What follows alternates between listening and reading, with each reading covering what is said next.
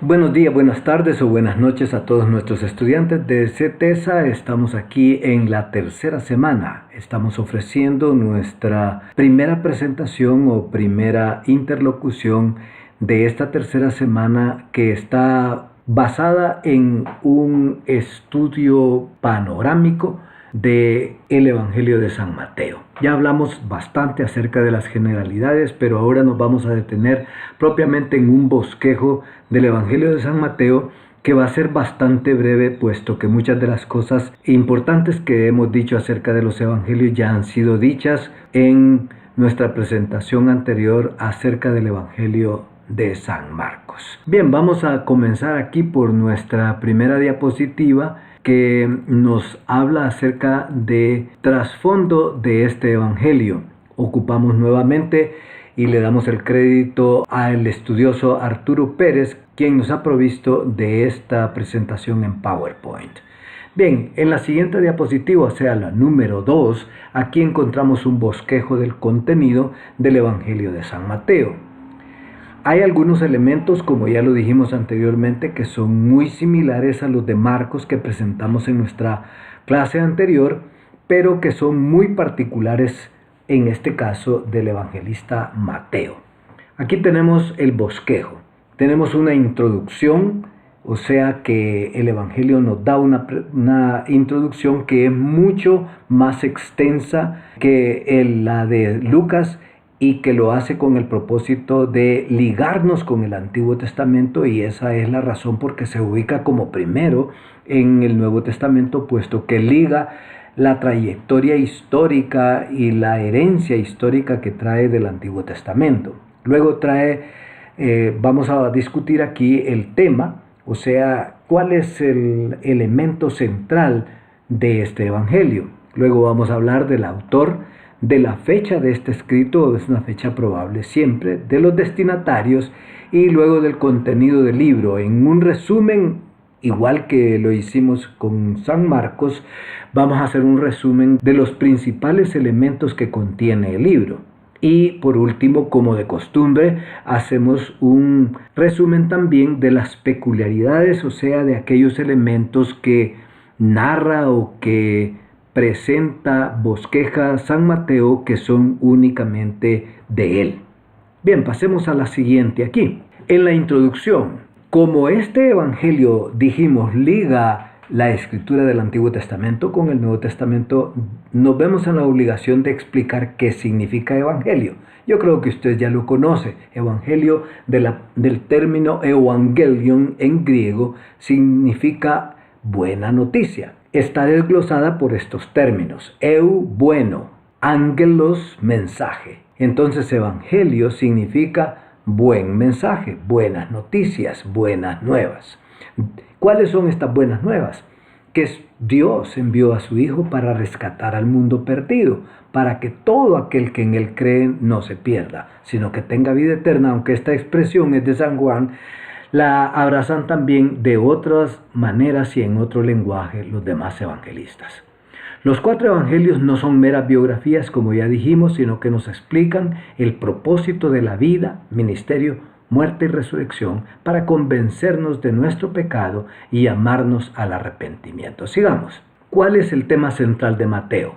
Como lo vamos a ver más específicamente en los elementos particulares de San Mateo tiene varios elementos que son solamente de él. Uno de ellos es que presenta al Mesías Rey como un ungido, como un Mesías. Precisamente la palabra Mesías significa ungido. Dice aquí que es la historia de Jesucristo como el Mesías y Rey esperado por Israel, en quien se cumplen las profecías del Antiguo Testamento. Entonces, en este sentido tenemos estos 3 elementos. Jesús es presentado como ungido, Mesías. La palabra Cristo que le agregamos al nombre de Jesús no es un nombre, sino que es un título, es ungido, es Mesías, Christos. En segundo lugar, Jesús es el maestro que registra los principales discursos del reino de Dios. Y el tercer elemento, pues, lo que presenta Jesús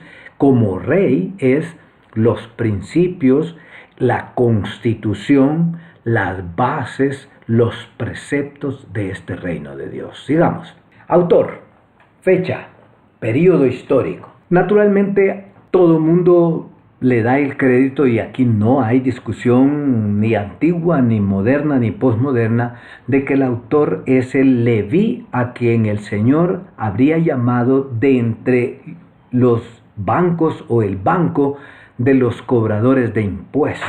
Es decir, Leví era uno de los más odiados de entre los judíos, puesto que era un judío al servicio del Imperio Romano. El sobrenombre Mateo se lo da Jesús, puesto que lo acostumbraba a hacer, poner un sobrenombre para distinguirlo de otros nombres comunes del momento. El libro mismo, el Evangelio, no declara quién es el autor, pero la tradición le atribuye a Leví, o sea, Mateo, según los versículos 9 del capítulo 9 hasta el versículo 13 y el capítulo 10, versículo 3, como lo ven aquí. Bueno, como vamos a ver en el cuadro siguiente, o en un cuadro que aparece más adelante, el año aproximado de la composición, o mejor dicho, los años aproximados en que se compuso este evangelio serían los años del 65 a 70 aproximadamente, es decir, antes de la destrucción de Jerusalén. Esto es bien importante porque si decimos que fue después, entonces las palabras de uno de los discursos más importantes que aparecen en los tres sinópticos, o sea, el discurso apocalíptico que está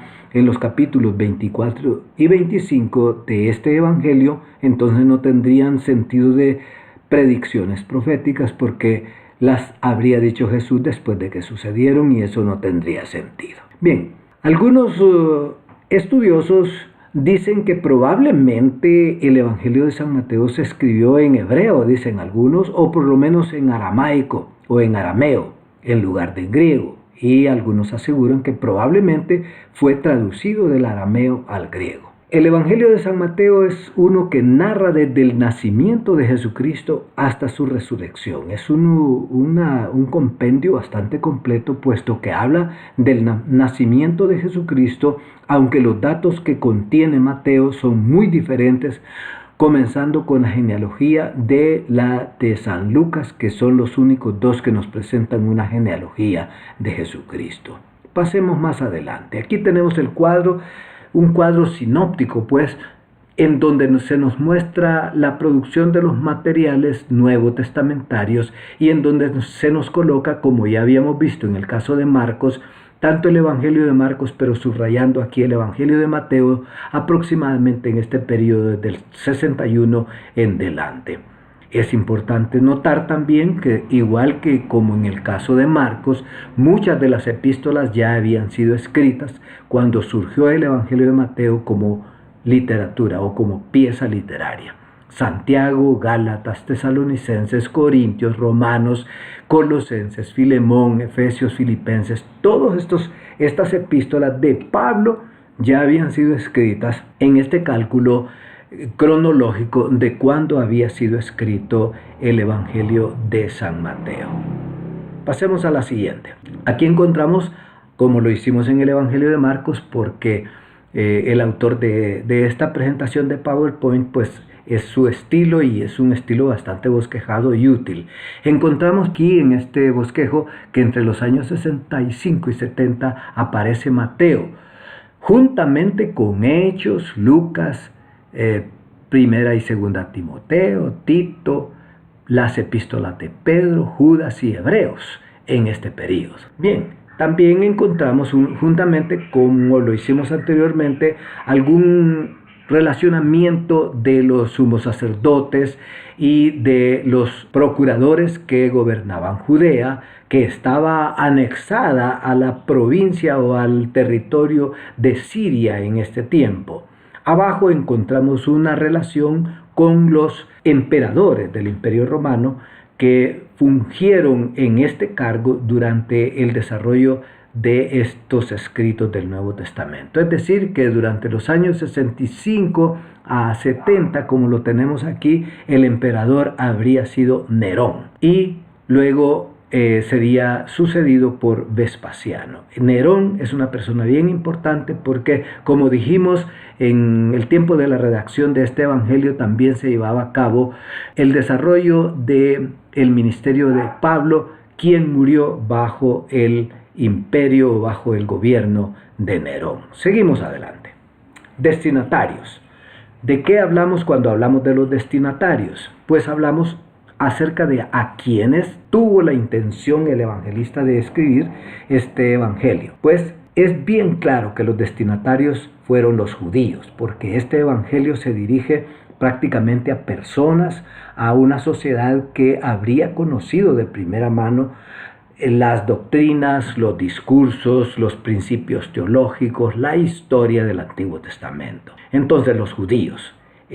Como ya mencionamos anteriormente en el caso de Marcos, Mateo haría mucho uso del cumplimiento, los diversos cumplimientos de muchas de las profecías del Antiguo Testamento y por lo tanto se refiere a ellas dirigiéndose como a personas que tendrían conocimiento de las mismas. ¿Cuál es el propósito? En general, como todos los demás evangelios, el propósito es presentar a Jesucristo y su obra de tal manera que sea posible que los inconversos lo conozcan personalmente como Señor y Salvador. En este caso, de convencer a los mismos judíos que Jesucristo era el Mesías. En particular, Mateo escribe para convencer a sus compañeros judíos de que Jesús es el Mesías, el Cristo. Por eso comienza con una genealogía que trata de convencer que es del linaje de David. Por eso esta genealogía es diferente de la de Lucas, puesto que el propósito de Lucas es diferente, es presentar a un Jesús humano. En este caso, Mateo trata de presentar un Jesús Christos, o sea, un Jesús ungido como Rey o como Mesías. Sigamos. El contenido. Este bosquejo que tenemos aquí es un bosquejo que es el que más se ajusta a todo el contenido, como lo vamos a ver en el siguiente bosquejo. Pues vamos a ver el relacionamiento que tiene con la genealogía. Algunos lo bosquejan en 5 partes porque arguyen que San Mateo trata de emular o trata de imitar a Moisés en el Antiguo Testamento, poniendo su escrito en 5 partes, como son los 5 libros del Pentateuco, y lo dividen en 5 partes. Esta división está dada en 4 partes. Como decimos, pues aquí ya depende de cómo desglosemos el contenido del mismo libro. 4 partes grandes, pero aquí la tenemos desglosada de esta manera. Del 1 al 2, genealogía y nacimiento de Jesús. Capítulo 3, el Bautista, o sea, la predicación de Juan el Bautista que presenta a Jesús. Capítulo 4, las tentaciones y comienzo del ministerio de Jesús. Capítulos 5 a 7, que es el primer gran discurso, sin duda es el discurso central de todo el Evangelio, de todo el Nuevo Testamento, diría yo, y muy particularmente de este Evangelio. De los capítulos 8 a 16 encontramos los diferentes detalles del ministerio general de Jesús, particularmente en Galilea. Del capítulo 16 a 17 hasta el versículo 23 encontramos los acontecimientos más sobresalientes con sus discípulos íntimos, la confesión de Pedro y la transfiguración. Y los capítulos 17 y 18, particularmente del versículo 24 del 17 hasta el versículo 37 del 18, el ministerio final siempre en Galilea. Los capítulos 19 y 20, Jesús deja Galilea y empieza su viaje hacia Jerusalén. Los capítulos 21 a 27, su última semana. Aquí se narra la última semana, y el capítulo 28, la resurrección y la gran comisión. Pasemos más adelante. Ya hablamos de las diferencias que hay entre las genealogías. Aquí encontramos una comparación entre la genealogía de Mateo y la genealogía de Lucas. Este cuadro lo que nos ilustra es cómo en Mateo es central la genealogía desde el linaje de David, en donde encontramos pues David, Salomón, Zorobabel hasta José, y cómo de aquí depende Jesús, y está particularmente centrada en el versículo 12 del capítulo 1. En cambio, la genealogía de Lucas, como la vamos a ver más tarde, está centrada en la descendencia humana de Jesús. Entonces viene de Natán, Zorobabel, María, ¿verdad? Que está ilustrada aquí, o mejor presentada por la persona de José. Pasemos al siguiente. Naturalmente, la gente, el estudioso, se pregunta cuál es la relación que existe entre estas genealogías y en qué consiste el centro de su divergencia. Pues encontramos varios problemas acerca de la presentación de estas genealogías. Vamos a enumerar algunas aquí. Mateo dice que el padre de José era Jacobo, mientras que Lucas mantiene que era Elí. Aquí hay un elemento, ¿verdad?, importante. Una segunda dificultad es que hay textos que indican que el Mesías tenía que ser descendiente de David, como por ejemplo Romanos 1:3, 2 de Samuel 7:12, pero no por la línea de Jeconías, porque Jeconías tenía una maldición por la cual su genealogía no debía entrar en la genealogía del Cristo. En Jeremías 22, 24-30, sin embargo, que es presentada aquí en Mateo 1:11 y 12, José era descendiente de Jeconías, y esta es la dificultad que tiene esta genealogía. La manera como podemos explicar de una manera bastante somera estas dificultades es que Mateo ofrece la genealogía de José y Lucas la de María. Esta explicación tiene a favor que evite el problema de la maldición sobre el linaje de Jeconías. Bueno, en contra tiene que las genealogías no se trazaban por las familias de la madre, aunque el nacimiento de Jesús estuvo rodeado de elementos atípicos, es decir, el elemento importante que era el linaje de la mujer, o sea, la profecía de Génesis 3:15 que el Mesías habría de nacer del linaje de la mujer y no del hombre. Bueno, otra explicación en la siguiente diapositiva es que José era el heredero legal de otro, según Números 27, 8-11. Es decir, Jacobo y Elí tenían la misma madre, pero padres distintos. Jacobo murió sin descendencia y la herencia pasó a los hijos de Elí. Esta segunda explicación indicaría que José y María eran parientes y que Mateo presentaría su linaje legal, mientras que Lucas presenta su linaje natural. Bien, hagamos un resumen ahora en lo que sigue de lo que es el Evangelio de San Mateo. Como ya dijimos, lo presentamos en 4 partes, aunque algunos lo presentan, como ya dijimos, en 5 partes. Estas 4 partes están resumidas así. En primer lugar, los capítulos 1 al versículo 11 del capítulo 4 son los capítulos de la preparación. La preparación incluye los relatos de la infancia con inclusión de la genealogía. El ministerio de Juan, o sea, Juan el Bautista, el bautismo de Juan y la tentación, o sea, el bautismo de Jesús por Juan y la tentación de Jesús. Esta es la primera parte. La segunda, el ministerio en Galilea, o sea, la narración. Este es el cuerpo más grande inmediato en el Evangelio de San Mateo. Primero encontramos a Jesús en Capernaum como centro de operaciones. Luego, una vez ubicado Jesús en Capernaum como centro de operaciones, empieza su primer gran discurso. Más adelante vamos a hablar un poco más a fondo de estos grandes discursos. El Sermón del Monte es el primero de ellos. Y los capítulos 8-16, que son el desarrollo de este ministerio de Jesús concerniente a otros dichos y hechos de él mismo. El capítulo 17 y 18 es la sección en donde habla de la parte final de Cristo en Galilea y que deja al norte y procede hacia el sur camino a Jerusalén, es decir, el camino a la cruz. La tercera división es el ministerio de Jesús en Judea, en los alrededores de Jerusalén. Aquí prepara el corazón de los discípulos para lo que iba a suceder. Comienza con la declaración de Pedro allá en el capítulo 16 de este evangelio. Capítulo 21 presenta el inicio de su última semana. Los versículos 37-39 del capítulo 23 terminan con un lamento de profunda compasión.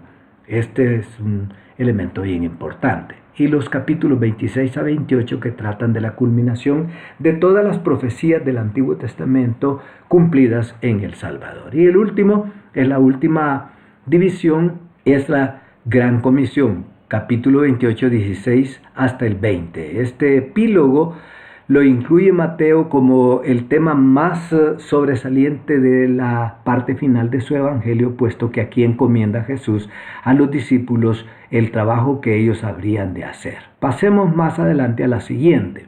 En la siguiente presentamos la idea de los que bosquejan en 5 partes. La primera parte es, antes de la primera parte está lo que podríamos llamar la introducción, que es la genealogía y la infancia con el bautismo y la tentación. Y en la primera división estaría desde el capítulo 4, versículo 17, hasta el capítulo 7, versículo 29, ubicándolo en un monte, que es lo que llama pues el monte del gran discurso del sermón, por eso se llama así, Sermón del Monte, con el discurso maestro. La segunda división sería la preparación de sus discípulos del versículo 1 del capítulo 8 hasta el versículo 42 del capítulo 10. Aquí está dadas señales y milagros y el llamado y comisión de los 12. La tercera parte estaría compuesta por el ministerio en Galilea desde el capítulo 11 hasta el versículo 35 del capítulo 18. Más milagros y capacitación de los 12, las parábolas del reino, enseñanzas del reino y naturaleza de la iglesia. La división 4 estaría dada por el ministerio en Judea, las dificultades del reino de Dios, disciplina. Hay que recordar, más tarde vamos a hablar de esto, de que el Evangelio de San Mateo, además de que es un evangelio a los judíos, puesto que se dirige hablando acerca del cumplimiento de las profecías del Antiguo Testamento, también es el evangelio, el único evangelio de la iglesia. Ya desde el capítulo 16 hasta el capítulo 20, San Mateo es el único de los evangelistas que nos habla de la iglesia. Ya en 16-18, en la declaración de Pedro, Jesús le regresa la bendición bienaventurada y le dice: sobre esta roca edificaré mi iglesia. Más adelante, tanto en los capítulos 18 como en el 20, encontramos temas como, por ejemplo, que hay que restaurar al hermano, que hay que buscar la oveja perdida, que si tuvieras dificultades contra el hermano, hay que llamarlo personalmente, sino ante 2 testigos, y luego ante la iglesia, ante la asamblea. Y ya en el capítulo 20 encontramos la controversia de quién sería el mayor, porque ya había el deseo, la ambición de saber quién sería el jefe o el cabecilla de esta nueva organización. Y en la quinta división, en esta quinta división encontramos la muerte de Jesús, o sea, su camino a la cruz, el arresto, el juicio, la crucifixión y el epílogo que contienen la resurrección y la gran comisión. Esta es la manera de dividirlo en 5 partes. Entonces les he dado, por razones de bosquejo, las 2 maneras de dividir el evangelio, uno en 4 partes y la otra en 5 partes. Sigamos a la siguiente y veamos la parte geográfica, donde se llevaron a cabo estas narraciones, estos hechos del ministerio de Jesús. Bueno, en primer lugar ya mencionamos que como Mateo presenta una genealogía de Jesús y habla de Belén de Judea, que no lo presenta Marcos y que no lo presenta Lucas, tampoco por supuesto lo presenta Juan. Esta narración de Mateo presenta a Jesús naciendo en Belén de Judea y nos lleva hasta allá a las cercanías de Jerusalén, porque Belén está muy cerca de Jerusalén. Los capítulos, o mejor dicho, los versículos 18 al 25 del capítulo 1. Aquí encontramos que es circuncidado, presentado en el templo, que estas narraciones las hace más, estos detalles, mejor dicho, de esta narración de los versículos 18 al 25 del capítulo 1, se presentan estos detalles en el Evangelio de San Lucas. Bien, Mateo lo que nos presenta es que después del nacimiento es trasladado a Egipto. Es el único que nos habla de eso. Y luego en el número 3 vemos el nuevo hogar, o sea, el regreso de Jesús con su familia a Nazaret. En el número 4 encontramos la primera Pascua en Jerusalén, que es narrada en Lucas. Aquí mezclamos Mateo con Lucas porque aquí encontramos la Pascua narrada en Mateo y en Lucas capítulo 2 también. Luego en el número 5 el bautismo en el río Jordán.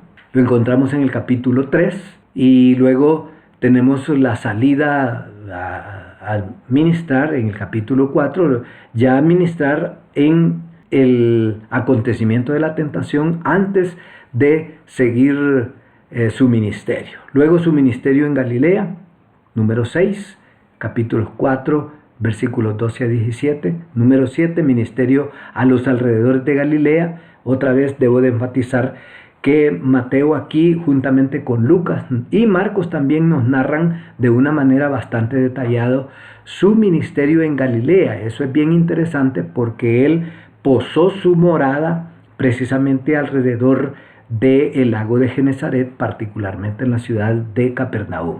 Número 8, el ministerio de Judea en Jerusalén, y aquí ya se traslada a la porción baja de la tierra de Palestina, o sea, se viene de Galilea y se centra su ministerio en Judea.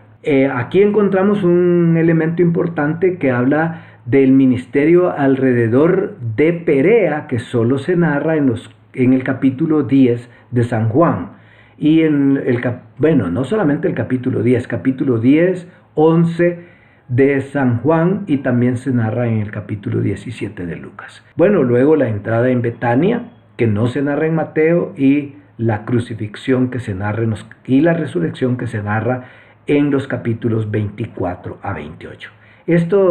Encontramos pues esto en los alrededores de Jerusalén, como vemos que intentamos ubicar estos acontecimientos en la geografía. Pasemos a lo siguiente.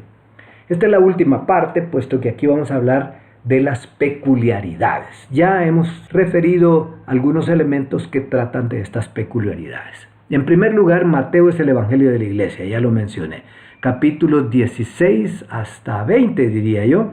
Mateo también es el evangelio del reino. La centralidad de Mateo está en el reino y también en la iglesia. El trasfondo de las parábolas es otro elemento particular solamente de Mateo, que lo toca Marcos, pero que Mateo lo pone en un segmento que es muy particular. Las parábolas del reino, y las ubica en un solo capítulo, el capítulo 13. Luego tenemos las enseñanzas con respecto al reino de Dios, que ya las he mencionado en el desempeño de su ministerio. Pasemos a la siguiente, de particularidades de Mateo, o sea, peculiaridades, que le llama aquí.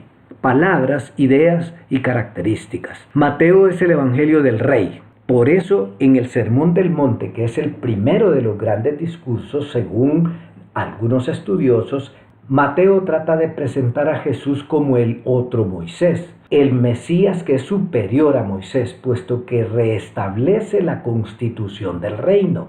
La constitución del reino son estos mandatos específicos de las características de los ciudadanos del reino que están en el Sermón del Monte, comenzando con las bienaventuranzas. Y como lo hemos dicho y expresado en otras ocasiones, estas bienaventuranzas son las características que han de marcar lo que han de ser las cualidades o el perfil de los ciudadanos o de los pertenecientes a este reino. En otro apartado aquí, Mateo también es el evangelio de los discursos, como ya dijimos. Aquí están la mayor parte de los grandes discursos: el Sermón del Monte, las instrucciones a sus discípulos sobre cómo han de llevar a cabo su misión, las parábolas del reino, las obligaciones de los discípulos, el discurso escatológico que ya mencionamos de los capítulos 24 y 25. Y por último, Mateo es el evangelio de los judíos. Es el más interesado en citar el cumplimiento de las profecías. 53 veces se mencionan las profecías del Antiguo Testamento en este evangelio. 53 profecías se mencionan. La frase que leemos en Mateo 1:22, todo esto aconteció para que se cumpliese lo dicho por el Señor por medio del profeta, se repite a lo largo de todo este evangelio. Pasemos a la siguiente. Otras particularidades. Habla, por supuesto, de circunstancias del nacimiento. Habla del bautismo, habla de la tentación, habla de la transfiguración, habla de la entrada de Jesús a Jerusalén, habla de los detalles del juicio y la crucifixión, y habla de la resurrección de Jesús. Terminando, otras peculiaridades las encontramos en los pasajes famosos. Solo Mateo tiene estos pasajes famosos. El Sermón del Monte, que abarca las bienaventuranzas, el amor a los enemigos, la oración, lo más importante en el reino de Dios, lo de pedir y llamar, lo de la puerta estrecha, los que hablan del Señor, Señor y que no son genuinos, las dos casas, la conclusión del Sermón del Monte sobre los dos fundamentos. Solo Mateo habla acerca de este dicho de Jesús: venid a mí y hallaréis descanso para vuestras almas. Llevad mi yugo sobre vosotros y aprended de mí. Las parábolas del reino, la gran declaración de Pedro sobre que sobre esta piedra, sobre esta roca edificaré mi iglesia, la predicación de Jesús, la predicación en el gran discurso sobre la predicción de la destrucción de Jerusalén, capítulo 24, parábolas de las 10 vírgenes, del juicio final y de la gran comisión. Bien, con esto terminamos lo que es el panorama del Evangelio de San Mateo. Muchísimas gracias.